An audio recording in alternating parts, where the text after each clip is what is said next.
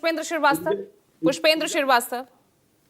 पूजा जी, सवाल यह है कि अगर आरोप नहीं लगाते तो इनको तो पता भी नहीं चलता कि पेपर लीक हो गया है।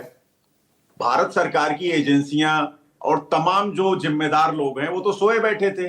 छात्रों ने ही तो उजागर किया कि भाई ये पेपर लीक हो गया है। दरअसल क्या है कि मुझे लगता है पूजा जी कि भारत सरकार जो है पाकिस्तान सरकार का अनुसरण कर रही है, वो पाकिस्तान गवर्नेंस की तरफ जा रही है।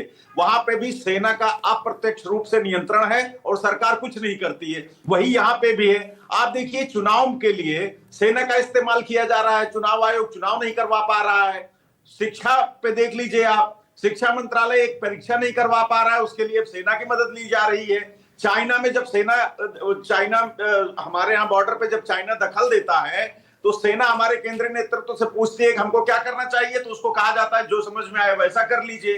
तो आप प्रधानमंत्री किस लिए हैं, हमारी सरकार किस लिए है? अगर फैसले नहीं ले सकती, अगर सही ढंग से परीक्षा नहीं करवा सकती, तो सरकार का काम क्या है? आप बताइए। जिंदगी की सारी इसी भरोसे को जीतने के लिए तो कमान प्रधानमंत्री के हाथों में दी गई है ना। अब पूजा जी एक बात बताइए, जिसपे देश का भरोसा नहीं है, 2 बार भारतीय जनता पार्टी को पूर्ण बहुमत दिया इस देश की जनता ने, लेकिन इस बार नहीं दिया, तो उनपे तो देश को ही भरोसा नहीं है। वो तो नीतीश बाबू और नायडू जी के भरोसे बैसाखी पे उनकी सरकार चला रहे हैं। तो जिस व्यक्ति पे यही तो बीजेपी कह रही है आपकी हताशा है ना, क्योंकि वहां लोकसभा जीत ले, विधानसभाओं में आपको करारी हार मिल रही है, यही हताशा है।